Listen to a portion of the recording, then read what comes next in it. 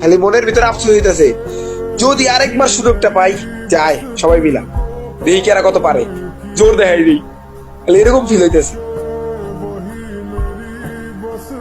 চাইলে তো করতে পারতাছি না।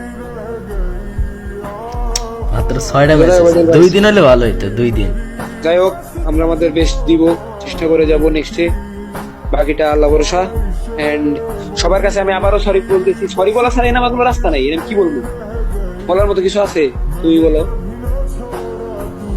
চেষ্টা তো কম করে যায়নি। আর সবচেয়ে বেশি খারাপ লাগতেছে প্রান্ত দাদা, সাথে হচ্ছে ফ্লিকার ভাই, আর সাথে ইসের জন্য। আমি নয় ক্রিয়েটর, আমি নয় বুঝাইতে পারতেছি, আমি নয় আবার ওই যে ওদিক দিয়ে একটা অ্যাওয়ার্ডও জিতে গেছি, কিন্তু দিন শেষে টিম যে একটা কষ্ট পাইছে। প্রান্ত দাদার ব্লেডের কথা ভাবলে আমার চোখে এখনো পানি আসতেছে। কি করার, আমার তো মন কিছু এগুলা নিয়ে আপাতত।